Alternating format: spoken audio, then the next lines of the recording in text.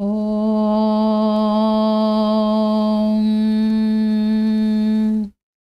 ಪರಬ್ರಹ್ಮ ಪರಂಜ್ಯೋತಿ ಪರಂ ವಿಷ್ಣು ಪರಂ ಶಕ್ತಿ ಪರಮೇಶ್ವರ ಶ್ರೀ ಶ್ರೀ ಶ್ರೀ ಹಿಮಗಿರಿವಾಸ ಈಶ್ವರಾಯ ನಮಃ. ಈಶ್ವರಾಯ ನಮಃ. ಈಶ್ವರಾಯ ನಮಃ. ಓಂ ಪರಬ್ರಹ್ಮ ಪರಂಜ್ಯೋತಿ ಪರಂ ವಿಷ್ಣು ಪರಂ ಶಕ್ತಿ ಪರಮೇಶ್ವರ ಶ್ರೀ ಶ್ರೀ ಹಿಮಗಿರಿವಾಸ ಈಶ್ವರಾಯ ನಮಃ. ಈಶ್ವರಾಯ ನಮಃ. ಈಶ್ವರಾಯ ನಮಃ.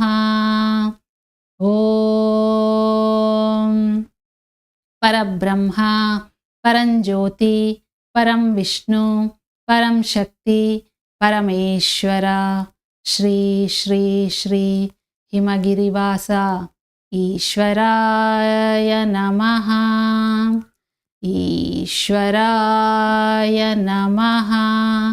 ಈಶ್ವರಾಯ ನಮಃ.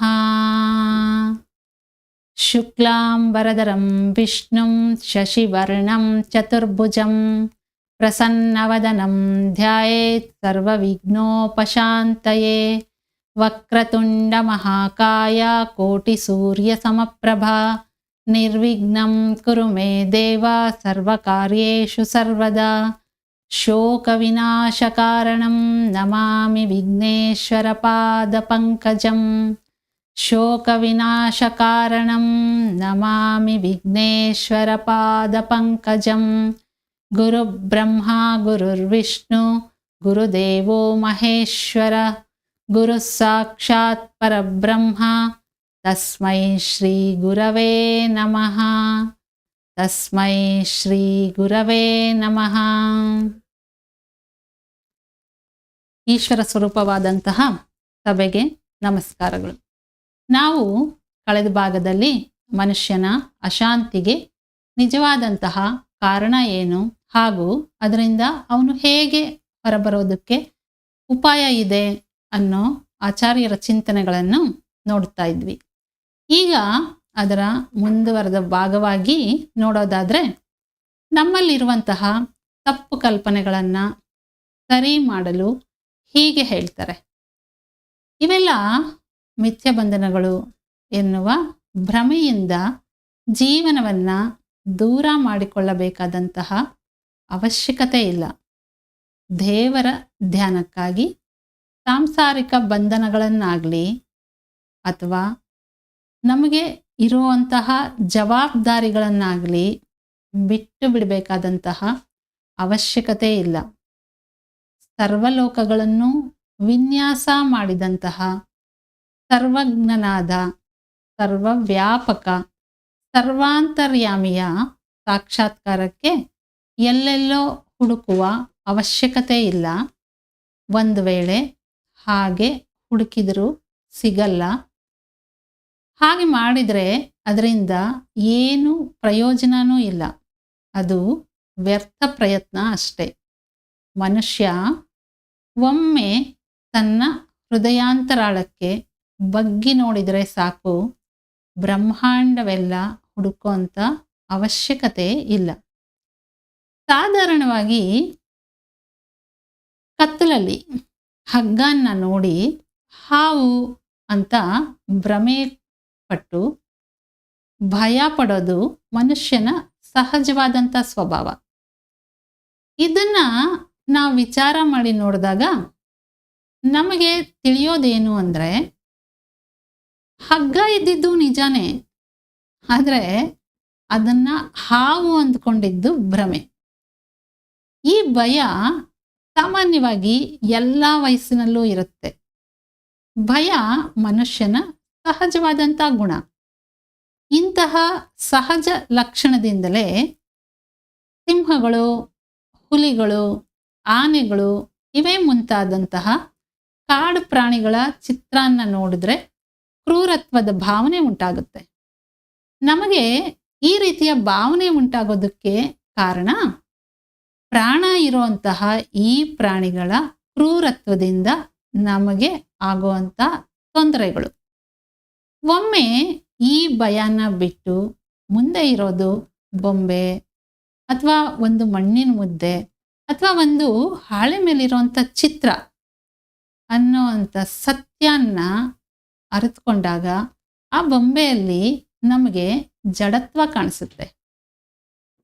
ಇದರಿಂದ ನಮಗೆ ತಿಳಿಯುವಂಥ ಸತ್ಯ ಏನು ಅಂದರೆ, ನಿಜಕ್ಕೂ ಸುಳ್ಳಿಗೂ ಇರುವಂಥ ವ್ಯತ್ಯಾಸ, ಸತ್ಯಕ್ಕೂ ಭ್ರಮೆಗೂ ಇರುವಂಥ ವ್ಯತ್ಯಾಸವನ್ನ ಮನುಷ್ಯ ಗುರುತಿಸಿದಾಗ ತನ್ನ ಕಣ್ಣಿಗೆ ಕಾಣಿಸುತ್ತಿರುವ ಪ್ರಪಂಚದಲ್ಲಿ ನಶ್ವರವಾದ ವಿಷಯಗಳ ಅರಿವುಂಟಾಗುತ್ತೆ. ಮಾನವರು ಸೇರಿದಂತೆ ಈ ವಿಶ್ವ ಎಲ್ಲ ಕೂಡ ಒಬ್ಬನೇ ಪರಮಾತ್ಮನಿಂದ ಸೃಷ್ಟಿಯಾಗಿದೆ. ಆದ್ದರಿಂದ ಈ ವಿಶ್ವಕ್ಕೆಲ್ಲ ಕೂಡ ಒಂದೇ ಆತ್ಮ ಎಂದು ತಿಳಿಯಲಾರದ ವ್ಯಕ್ತಿ ವಿಶ್ವವನ್ನ ಕುರಿತು ಸರಿಯಾಗಿ ಯೋಚನೆ ಮಾಡೋಕ್ಕೆ ಆಗಲ್ಲ.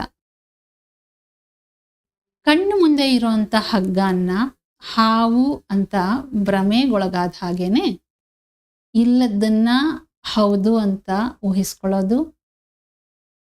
ಇಂತಹ ಊಹೆಗಳಿಂದ ಉಂಟಾಗುವಂಥ ಸಮಸ್ಯೆಗಳ ಸುಳಿಯಲ್ಲಿ ಸಿಲುಕೋದು, ಇದೇ ಮನುಷ್ಯನ ಜೀವನ. ಹಾಗಾದ್ರೆ ಜೀವನ ಎಂದ್ರೇನು? ನಮ್ಮೊಂದಿಗೆ ಇದಾರಲ್ಲ ಎಲ್ಲರೂ, ಅವರೊಂದಿಗೆ ನಮಗಿರುವಂತಹ ಬಾಂಧವ್ಯನೇ ಜೀವನನ? ಕೆಲ ಅಮಾಯಕರು ಹೌದು ಅಂತಾರೆ. ಉದಾಹರಣೆಗೆ, ಒಬ್ಬ ವ್ಯಕ್ತಿ ತನ್ನ ಪತ್ನಿಯನ್ನ ಪ್ರಾಣಕ್ಕಿಂತ ಹೆಚ್ಚಾಗಿ ತುಂಬಾ ಪ್ರೀತಿ ಮಾಡ್ತಿದ್ದಾನೆ ಅಂದ್ಕೊಳ್ಳೋಣ. ಸಮಯ ಕಳ್ತಾ ಇದ್ದಂಗೆ ಕರ್ಮಾನುಸಾರ ಪತ್ನಿ ಮರಣ ಹೊಂದುತ್ತಾಳೆ.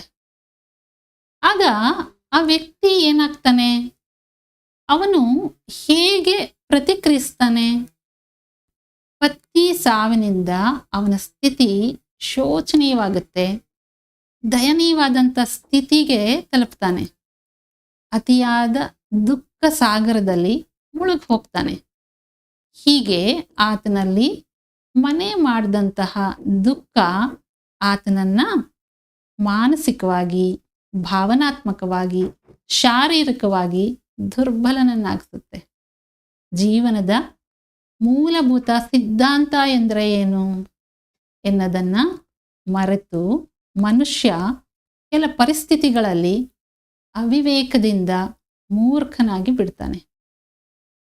ಅವನು ಅದೇ ಸ್ಥಿತಿಯಲ್ಲಿ ಮುಳುಗಿ ಹೋಗಿ ಭವಿಷ್ಯತ್ತನ್ನೇ ನಿರ್ಲಕ್ಷಿಸ್ತಾನೆ. ಮೃತ್ಯು ಅನಿವಾರ್ಯ ತಾನೆ.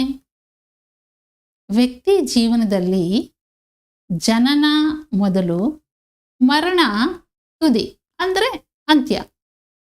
ಇದು ಸೃಷ್ಟಿಯಲ್ಲಿ ರಹಸ್ಯವಾಗಿರುವಂಥದ್ದೇನೂ ಅಲ್ಲ. ಇದು ಎಲ್ಲರಿಗೂ, ಪ್ರತಿಯೊಬ್ಬರಿಗೂ ತಿಳಿದಿರುವಂಥ ವಿಷಯನೇ. ಜಗತ್ತಿನ ಪ್ರತಿಯೊಂದು ಜೀವಿಯು ಸಾಯಲೇಬೇಕು. ಸಾವಿನಿಂದ ತಪ್ಪಿಸ್ಕೊಳ್ಳೋದಕ್ಕೆ ಸಾಧ್ಯನೇ ಇಲ್ಲ. ಜಾತಸ್ಯ ಮರಣಂ ಧ್ರುವಂ. ಸಾವು ಎನ್ನೋದು ಇಲ್ಲದೆ ಹೋಗಿದ್ದಿದ್ರೆ ಮನುಷ್ಯನಿಗೆ ಹುಟ್ಟಿಗೆ ಬೆಲೆನೇ ಇರ್ತಾ ಇರಲಿಲ್ಲ. ಸಾವಿನ ಭಯ ಇಲ್ಲದೆ ಇದ್ದಿದ್ರೆ ಹುಟ್ಟಿದ ಕಂದಮ್ಮಗಳಿಗೆ ತಾಯಿಯ ಲಾಲನೆ ಪಾಲನೆಯ ಅವಶ್ಯಕತೆಯೇ ಇರ್ತಾ ಇರಲಿಲ್ಲ. ಬರೀ ನಮಗಷ್ಟೇ ಅಲ್ಲ, ಹಾಗೆಯೇ ಪ್ರತಿ ಪ್ರಾಣಿಗೂ ಆದರಣೆ ಇಲ್ಲದೆ ಹೋದರೆ ಸಾವು ಸಂಭವಿಸಬಹುದು ತಾನೇ. ನಾನಾಗ್ಲಿ, ನೀನಾಗ್ಲಿ, ಯಾರೇ ಆಗಲಿ ಹುಟ್ಟಿದಂತಹ ಪ್ರತಿ ಪ್ರಾಣಿಯು ಸಾಯಲೇಬೇಕು. ಇದು ಸತ್ಯ, ಸತ್ಯ, ಪರಮ ಸತ್ಯ. ಇದು ಪ್ರತಿಯೊಬ್ಬರಿಗೂ ತಿಳಿದಿರುವಂತಹ ಕಟು ಸತ್ಯ.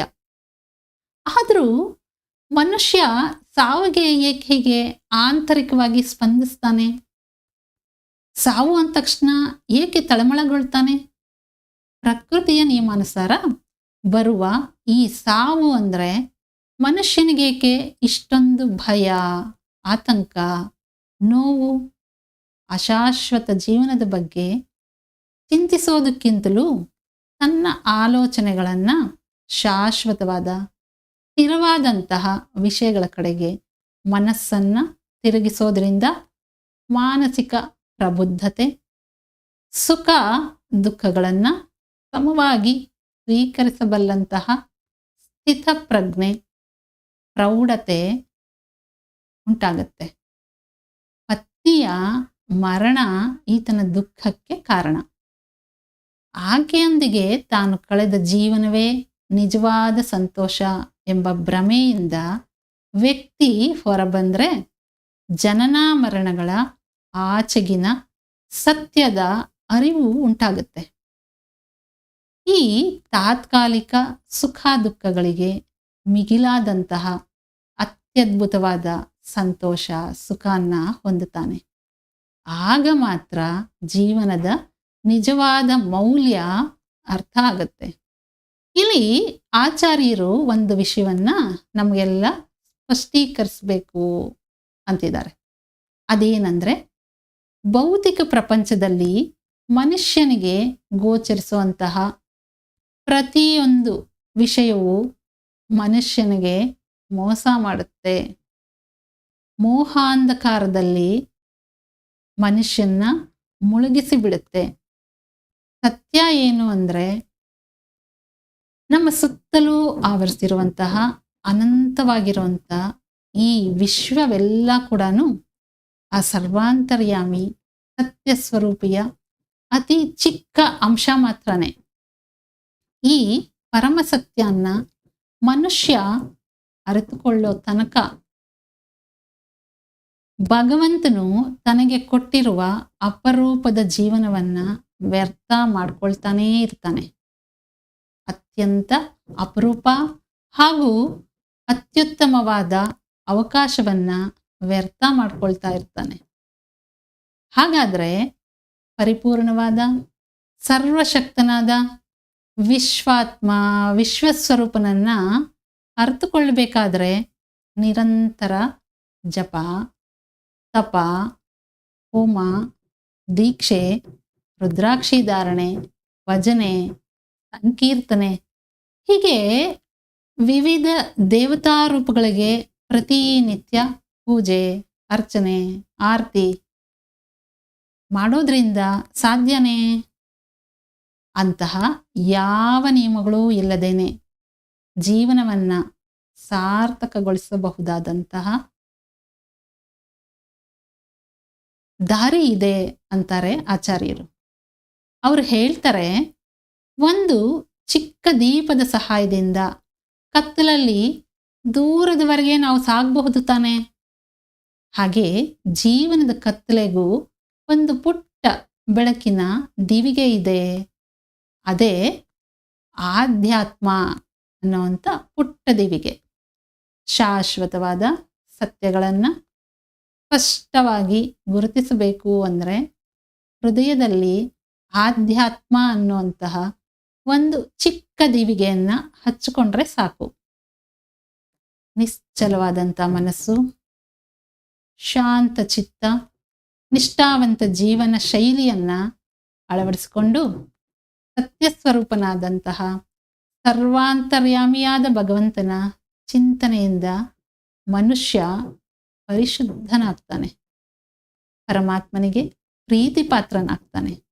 ಇಂತಹ ಪರಿಶುದ್ಧತೆಯಿಂದ ಮನುಷ್ಯರಲ್ಲಿ ಆತ್ಮಶಕ್ತಿ ವಿಕಾಸಗೊಳ್ಳುತ್ತೆ. ಹಾಗೆ ವಿಕಾಸಗೊಂಡ ಆತ್ಮಶಕ್ತಿಯಿಂದ ಸೂಕ್ಷ್ಮಾತಿ ಸೂಕ್ಷ್ಮಗಳನ್ನು ಹಾಗೂ ಅದರಲ್ಲಿ ಇರುವಂತಹ ವ್ಯತ್ಯಾಸಗಳ ಗ್ರಹಿಕೆ ಉಂಟಾಗುತ್ತೆ. ಇದರಿಂದ ಜೀವನಕ್ಕೆ ಸಂಬಂಧಿಸಿದ ವಿಷಯಗಳನ್ನು ಮನುಷ್ಯ ಹೇಗೆ ನಿಭಾಯಿಸಬೇಕು? ಹೆಸರು, ಕೀರ್ತಿ, ಪ್ರತಿಷ್ಠೆ ಇವುಗಳ ನಿಜವಾದ ಅರ್ಥ ಏನು? ಎನ್ನುವಂತಹ ತಿಳುವಳಿಕೆ ಹೆಚ್ಚಾಗುತ್ತೆ. ಈ ತಿಳುವಳಿಕೆನೇ ಮನುಷ್ಯನಿಗೆ ಸುಖ ದುಃಖಗಳನ್ನು ಮೀರಿದ ಆನಂದವನ್ನು ಪಡೆದುಕೊಳ್ಳೋದಕ್ಕೆ ಸೋಪಾನ. ಮಾನವನಿಗೆ ನೋವು, ನಲಿವು ಮುಂತಾದ ಹಲವು ಭಾವನೆಗಳು ಬರಲು ಮೊಟ್ಟ ಮೊದಲನೆಯ ಮುಖ್ಯ ಕಾರಣ ಆತ್ಮಜ್ಞಾನದ ಕೊರತೆ. ಈ ಆತ್ಮಜ್ಞಾನವನ್ನು ಸಂಪೂರ್ಣವಾಗಿ ಅರಿತುಕೊಳ್ಳೋದಕ್ಕೆ ಇರುವಂತಹ ಏಕೈಕ ಸಾಧನ ಶ್ರೀಕೃಷ್ಣ ಪರಮಾತ್ಮನ ಗೀತಾಸಾರ. ಸರ್ವಾಂತರ್ಯಾಮಿಯ ಬಗ್ಗೆ ತಿಳಿಯೋದಕ್ಕೆ ಸಧರ್ಮ ಪರಿಪಾಲನೆಯೊಂದೇ ಮಾನವ ತನ್ನ ಯೋಚನಾ ಶಕ್ತಿಯ ಪರಿಪೂರ್ಣ ಮಟ್ಟವನ್ನು ತಲುಪಲು ಶ್ರೀಕೃಷ್ಣಾರ್ಜುನರ ಸಂವಾದವನ್ನು ಸಂಪೂರ್ಣವಾಗಿ ಅರ್ಥ ಮಾಡ್ಕೊಳ್ಬೇಕು. ಇಲ್ಲಿ ಶ್ರೀಕೃಷ್ಣ ಅರ್ಜುನನಿಗೆ ಕಲಿಸಿದಂಥ ಅಥವಾ ತಿಳಿ ಹೇಳಿದಂಥ ವಿಷಯಗಳು ಕೇವಲ ಒಬ್ಬ ಪಾಂಡವ ರಾಜಕುಮಾರನಿಗೆ ಮಾತ್ರ ಸೀಮಿತ ಆಗಿಲ್ಲ. ಸರ್ವಕಾಲಕ್ಕೂ ಎಲ್ಲರೂ ಅರ್ಥ ಮಾಡಿಕೊಂಡು ನೆನಪಲ್ಲಿ ಇಟ್ಕೊಂಡು ತಮ್ಮ ತಮ್ಮ ಜೀವನಕ್ಕೆ ಅಳವಡಿಸಿಕೊಳ್ಳಬೇಕಾದಂತಹ ಸಾರವನ್ನು ತುಂಬಿದ ಈ ಉಪದೇಶವೇ ಒಂದು ಅದ್ಭುತವಾದ ಜೀವನ ತತ್ವಗಳ ಸೂತ್ರವನ್ನು ಒಳಗೊಂಡಂತಹ ಗ್ರಂಥ. ಅದೊಂದು ಸೂಕ್ತಿ. ಏಕೆಂದರೆ ಕೃಷ್ಣಾರ್ಜುನರು ಯಾರು? ಎಲ್ಲರೂ ಭಾವಿಸಿದಂತೆ ಅವರು ನರನಾರಾಯಣರಷ್ಟೇ ಅಲ್ಲ, ಸ್ವತಃ ಪರಮಾತ್ಮನು ಮಾನವ ಕುಲಕ್ಕಾಗಿ, ಮಾನವ ಆತ್ಮೋನ್ನತಿಗಾಗಿ ಸೃಷ್ಟಿ ಮಾಡಿದಂತಹ ಸರ್ವೋಚ್ಚ ಪಾತ್ರಗಳು. ಆ ಪಾತ್ರಗಳು ಆ ಕಾಲದ್ದು, ಅಂದರೆ ದ್ವಾಪರ ಯುಗದ್ದು. ಆದರೆ ಇಂದಿಗೂ, ಹಾಗೇ ಇವತ್ತಿಗಷ್ಟೇ ಅಲ್ಲ, ಮುಂದಕ್ಕೂ ಕೂಡ. ಅಂದರೆ ಇದು ಸರ್ವಕಾಲಕ್ಕೂ ಅನ್ವಯಿಸುವಂಥದ್ದು. ಅರ್ಜುನನ ಮಾನಸಿಕ ಸಂಘರ್ಷಕ್ಕೆ ಅಂದು ಕೃಷ್ಣನು ಯುದ್ಧ ಭೂಮಿಯಲ್ಲಿ ತೋರಿಸಿದ ಆ ಮೋಕ್ಷ ಮಾರ್ಗವೇ ಇಂದಿಗೂ ಮಾನವ ಜೀವನದ ಸಂಘರ್ಷಕ್ಕೆ ಮಾರ್ಗದರ್ಶನ ಆಗಿದೆ. ಆದ್ದರಿಂದಲೇ ಆ ಗ್ರಂಥದ ಮೇಲೆ ವಿಶ್ವಾಸ ಇಡಬೇಕು. ಅದು ಯುದ್ಧಭೂಮಿ. ಆ ರಣರಂಗಾನೇ ಗೀತೆಯ ಜನ್ಮಸ್ಥಳ. ಧರ್ಮಗಳ ಸಂಘರ್ಷಣೆ, ಬಂಧ ಅನುಬಂಧಗಳನ್ನು ಹೊಂದಿರುವ ಕೌರವ ಪಾಂಡವರು ಕಾದಾಡಲು ಯುದ್ಧ ಭೂಮಿಯಲ್ಲಿ ಸಿದ್ಧರಾಗಿ ನಿಂತಿರುವಂತಹ ಸಂದರ್ಭ. ಅದು ಕೇವಲ ಶತ್ರುಗಳ ಗುಂಪಷ್ಟೇ ಅಲ್ಲ, ಅದು ಒಳಿತು ಕೆಡುಕುಗಳ ಸಂಗಮ. ಹಾಗೆ ಸೇಡು ತೀರಿಸಿಕೊಳ್ಳುವಂತಹ ಬಯಕೆಗಳ ಸಂಗಮ. ಪ್ರತೀಕಾರದ ಬಯಕೆಗಳು ಆ ಸೈನ್ಯದವರು ಈ ಸೈನ್ಯದವರು ಹಿಡಿದಿರೋದು ಕೇವಲ ಆಯುಧಗಳಷ್ಟೇ ಅಲ್ಲ, ಅದು ಅವರವರ ಸ್ವಭಾವಗಳನ್ನು ವ್ಯಕ್ತಪಡಿಸಲು ಇರುವಂಥ ಕವಚಗಳು. ಮೇಲ್ನೋಟಕ್ಕೆ ಹೀಗೆ ಕಂಡು ಬರ್ತಾ ಇದ್ರೂ ಕೂಡ ಕೌರವ ಪಾಂಡವರ ಯುದ್ಧ ಸಿಂಹಾಸನಕ್ಕಾಗಿ ಅಲ್ಲ. ಅದು ಹೊರಗಿನ ಪ್ರಪಂಚಕ್ಕೆ ಆ ರೀತಿ ಕಾಣ್ತಾ ಇದೆ ಅಷ್ಟೆ. ಆದರೆ ಅದು ಧರ್ಮ ಸಂಸ್ಥಾಪನೆಗಾಗಿ. ಈ ಸತ್ಯ ತಿಳಿದೇ ಇರೋಂಥ ಅರ್ಜುನ ವಿಚಲಿತನಾಗಿ ಶಸ್ತ್ರತ್ಯಾಗ ಮಾಡ್ತಾನೆ. ಯುದ್ಧದಲ್ಲಿ ಪ್ರಳಯದಂತೆ ಸಿಡಬೇಕಾದಂಥ ಅರ್ಜುನ ವೀರರ ಬಾಣಗಳನ್ನು ಹೊಡೆಯೋದನ್ನೇ ಮರೆತವನಂತೆ ಯುದ್ಧ ಭೂಮಿಯಿಂದ ಹಿಂದೆ ಸರಿತಾನೆ. ತನ್ನ ಶೌರ್ಯ ಪರಾಕ್ರಮದಿಂದ ಶತ್ರುಗಳನ್ನು ಭಯಭೀತಿ ಮಾಡಿಸುವಂಥ ಪರಾಕ್ರಮಶಾಲಿಯಾದಂತಹ ಅರ್ಜುನ ಯುದ್ಧ ಭೂಮಿಯಿಂದ ಹೇಳಿ ಹಾಗೆ ಓಡಿ ಹೋಗೋದಕ್ಕೆ ಸಿದ್ಧ ಆಗ್ತಾನೆ. ಪಾಂಚಜನ್ಯ ಊದ್ತಾ ಇದ್ದಂಗೆನೆ ಅತ್ಯಂತ ಉತ್ಸಾಹದಿಂದ ಶತ್ರು ಸೈನ್ಯದತ್ತ ಧಾವಿಸಿ ಬಂದಂತಹ ಅರ್ಜುನ ಇದ್ದಕ್ಕಿದ್ದಂತೆ ತಣ್ಣಗಾಗಿ ಹಿಂದೆ ಸರಿಯೋದಕ್ಕೆ ಕಾರಣ ಬಂಧು ಬಾಂಧವ್ಯ ಪ್ರೀತಿ, ಅವರೊಂದಿಗಿರುವ ಅನುರಾಗ, ಶಸ್ತ್ರ ಅಲ್ಲೇ ಬಿಟ್ಟು ಓಡಿ ಬರ್ತಾನೆ, ಅಸ್ತ್ರ ಶಸ್ತ್ರ ಎಲ್ಲ ಹಿಡ್ಕೊಂಡು. ಆದರೆ ಅವನಿಗೆ ಕಾಣಿಸಿದ್ದು ಒಡಲಲ್ಲಿ ಕುಡಿಸ್ಕೊಂಡು ಕೈ ಹಿಡಿದು ನಡಿಗೆಯನ್ನ ಕಲಿಸಿದಂತಹ ತಾತ ಭೀಷ್ಮ, ಬಿಲ್ಲು ಬಾಣ ಹಿಡಿಯೋದನ್ನ ಕಲಿಸಿದಂತಹ ಗುರು ದ್ರೋಣಾಚಾರ್ಯರು, ಅಸ್ತ್ರ ಶಸ್ತ್ರ ವಿದ್ಯೆ ಅಧ್ಯಯನ ಮಾಡಿಸಿದಂತಹ ಗುರು ಕೃಪಾಚಾರ್ಯರು, ಆ ಕಡೆ ನೋಡಿದ್ರೆ ಅಣ್ಣಂದ್ರು, ಈ ಕಡೆ ನೋಡಿದ್ರೆ ತಮ್ಮಂದ್ರು, ಮುಂದೆ ಇರೋರಲ್ಲಿ ಯಾರು ಕೂಡ ಬೇಡ ಅನ್ನೋರು ಇಲ್ಲವೇ ಇಲ್ಲ. ಎಲ್ಲರೂ ಕೂಡ ತನಗೆ ಬೇಕಾದವರೇ, ಎಲ್ಲರೂ ತನ್ನವರೇ. ಈ ಕಣ್ಣಿಗೆ ಕಾಣಿಸ್ತಿರುವ ಎಲ್ಲರೂ ಕೂಡ ಯುದ್ಧ ಭೂಮಿಯಲ್ಲಿ ಅಸುನೀಗಿದ್ರೆ, ಮರಣಿಸಿದ್ರೆ ನಾಳೆ ಬಿಳಿ ಸೀರೆಗಳು ಯಾರನ್ನ ಅಲಂಕರಿಸುತ್ತೆ? ಹೆಣ್ಣು ಮಕ್ಕಳನ್ನ, ಸ್ತ್ರೀಯರನ್ನ, ತಾಯಂದಿರನ್ನ, ಸೋದರಿಯರನ್ನ, ಅವರೆಲ್ಲ ಕೂಡ ನಮ್ಮ ಮನೆಯ ಹೆಣ್ಣು ಮಕ್ಕಳಲ್ವೇ? ಅವರ ಸೌಭಾಗ್ಯವನ್ನ ಕತ್ತಿಯಿಂದ ಕತ್ತರಿಸಿ ನಾಳೆ ಸಿಂಹಾಸನವನ್ನ ಏರಿದ್ರೆ ಅದು ಸಂತೋಷನಾದ್ರೂ ಹೇಗೆ ಉಂಟು ಮಾಡುತ್ತೆ? ಅಂತಹ ಅಧಿಕಾರವನ್ನ ಅನುಭವಿಸಲು ಮನಸ್ಸಾದ್ರೂ ಒಪ್ಪುತ್ತಾ? ಕುಲಸ್ತ್ರೀಯರ ರೋದನೆಯನ್ನ ಕೇಳಲಾರೆ ಅಂತ ಅರ್ಜುನ ಹಿಂದೆ ಸರಿತಾನೆ. ಯುದ್ಧ ಬೇಡವೇ ಬೇಡ ಅಂತ ಕುಳಿತು ಬಿಡ್ತಾನೆ. ಆದರೆ ಅದು ಎಂಥ ದುರಂತ! ವಿಶ್ವಯೋಧ ಅಂತಾನೆ ಹೆಸರು ಮಾಡಿದ್ದಾನೆ, ಕೀರ್ತಿ ಪಡ್ಕೊಂಡಿರುವಂತಹ ಅರ್ಜುನ ಹೇಡಿಯಾಗಿ ಮಾರ್ಪಾಡಾಗಲು ಮುಖ್ಯ ಕಾರಣ ಆದರೂ ಏನು? ಅದಕ್ಕೆ ಕಾರಣ ಅವನಲ್ಲಿದ್ದಂತಹ ಒಂದು ಸುಳ್ಳು ನಂಬಿಕೆ, ಅವನಲ್ಲಿರುವ ಅಜ್ಞಾನ.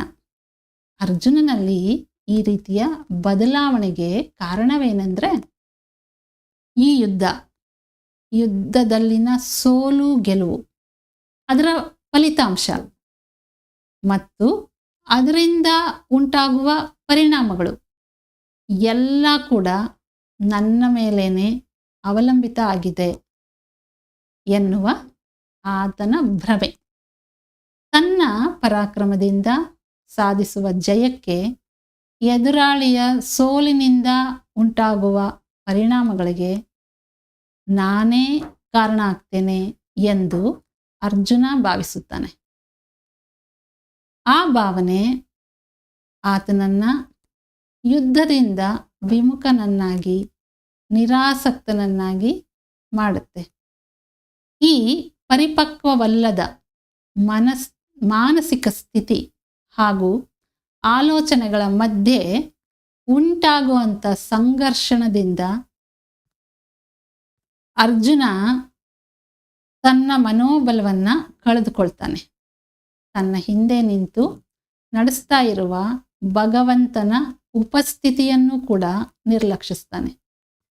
ನ್ಯಾಯ ಅನ್ಯಾಯಗಳನ್ನ, ಧರ್ಮ ಅಧರ್ಮಗಳನ್ನ ನಿರ್ಣಯಿಸುವಂತಹ ಸಾಮರ್ಥ್ಯ ತನಗೇ ಇದೆ ಎಂಬ ಅಜ್ಞಾನದಿಂದ ಅರ್ಜುನ ಕುರುಡನಾಗಿರೋದ್ರಿಂದ ಆತನಿಗೆ ಶ್ರೀಕೃಷ್ಣ ಯುದ್ಧ ಭೂಮಿಯಲ್ಲಿ ಗೀತೋಪದೇಶ ಮಾಡಬೇಕಾದಂತಹ ಪರಿಸ್ಥಿತಿ ಎದುರಾಗುತ್ತೆ.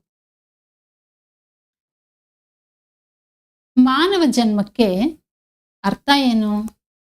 ಈ ಜನ್ಮಕ್ಕೆ ಸಾರ್ಥಕತೆ ಹೇಗೆ ಲಭಿಸುತ್ತೆ ಎನ್ನುವ ವಿಷಯಗಳೊಂದಿಗೆ ಬ್ರಹ್ಮಾಂಡದ ಕಟು ಸತ್ಯಗಳನ್ನ ಶ್ರೀಕೃಷ್ಣ ಅರ್ಜುನನಿಗೆ ವಿವರಿಸ್ತಾನೆ. ಶ್ರೀಕೃಷ್ಣನಿಂದ ಇದೆಲ್ಲ ಏಕೆ ಸಂಭವಿಸಿತು? ಅರ್ಜುನನಲ್ಲಿ ಉಂಟಾದಂತಹ ಮಾನಸಿಕ ವೇದನೆ ಅವನನ್ನ ಜಿಜ್ಞಾಸುವನ್ನಾಗಿ ಮಾಡೋದಕ್ಕೆ ಕಾರಣ ಆದರೂ ಏನು? ಆ ಸಂದರ್ಭದಲ್ಲಿನ ಮಾನಸಿಕ ಅಸ್ಥಿರತೆ ಹಾಗೂ ಪರಿಪಕ್ವಗೊಳ್ಳದ ಮನಸ್ಥಿತಿ ಇವೆಲ್ಲದರಿಂದ ಅಸಹಾಯಕ ಭಾವನೆ ಹೆಚ್ಚುತ್ತದೆ. ಈ ಅಸಹಾಯಕ ಸ್ಥಿತಿ ಅರ್ಜುನನನ್ನ ಶಕ್ತಿಹೀನನನ್ನಾಗಿ ಮಾಡಲು ಕಾರಣ. ಇದರಿಂದಲೇ ಅರ್ಜುನ ಯುದ್ಧ ಭೂಮಿಯಲ್ಲಿ ಬಿಲ್ಲು, ಬಾಣ, ಶಸ್ತ್ರ ಅಸ್ತ್ರಗಳನ್ನು ಕೆಳಗಿಟ್ಟು ರಣರಂಗದಲ್ಲಿ ನಿಲ್ಲಕ್ಕಾಗದೆ ಹಿಂದೆ ತಿರುಗ್ತಾನೆ. ಇದನ್ನ ತಿಳಿದು ಬೆನ್ನ ಹಿಂದೆನೇ ಬಂದಂತಹ ಸರ್ವಾಂತರ್ಯಾಮಿಯಾದ ಶ್ರೀಕೃಷ್ಣನು ಮಹಾನ್ ರಾಜಕಾರಣಿ, ಅದಕ್ಕೂ ಮೀರಿದಂತಹ ಮೇಧಾವಿ, ಅದಕ್ಕೂ ಮೀರಿದಂತಹ ಮಹಾನ್ ನಿಪುಣ. ಅರ್ಜುನನ ಅಂತರಂಗ ಕನ್ನಡಿ ಹಾಗೆ ಕಾಣಿಸ್ತಾ ಇದ್ರೂ ಕೂಡ ಆತನ ಮನಸ್ಸನ್ನು ಅವನ ಬಾಯಿಂದಲೇ ಕೇಳಬೇಕೆಂದುಕೊಳ್ತಾನೆ. ಅರ್ಜುನನ್ನ ಶ್ರೀಕೃಷ್ಣ ಪ್ರಶ್ನೆ ಮಾಡ್ತಾನೆ, ಯಾತಕ್ಕಾಗಿ ನೀನು ಯುದ್ಧ ಮಾಡಲ್ಲ ಅಂತ. ಅದಕ್ಕೆ ಅರ್ಜುನ ತನ್ನ ಹೃದಯಾಂತರಾಳದಲ್ಲಿನ ತಳಮಳ ಏನು ಅಂತ ವ್ಯಕ್ತಪಡಿಸ್ತಾನೆ. ಶ್ರೀಕೃಷ್ಣನ ಪಾದ ಪದ್ಮಗಳಲ್ಲಿ ಮಂಡಿಯೂರಿ ಯುದ್ಧ ಮಾಡಲು ನಿರಾಕರಿಸ್ತಾನೆ. ಅರ್ಜುನ ಈ ರೀತಿಯಾಗಿ ಕೃಷ್ಣನಿಗೆ ಹೇಳ್ತಾನೆ, ಕೃಷ್ಣ, ನಾನು ನಿನ್ನ ಭಕ್ತ. ಇಲ್ಲಿ ತನಕನೂ ಕೂಡ ನಿನ್ನ ಕೃಪಾ ಕಟಾಕ್ಷದಿಂದ ಐಶ್ವರ್ಯ, ಕೀರ್ತಿ, ಯಶಸ್ಸು, ಸುಖ, ಸಂತೋಷ ಎಲ್ಲವನ್ನು ಕೂಡ ಪಡೆದುಕೊಂಡಿರುವಂಥ ಅದೃಷ್ಟವಂತ ವ್ಯಕ್ತಿ ನಾನು.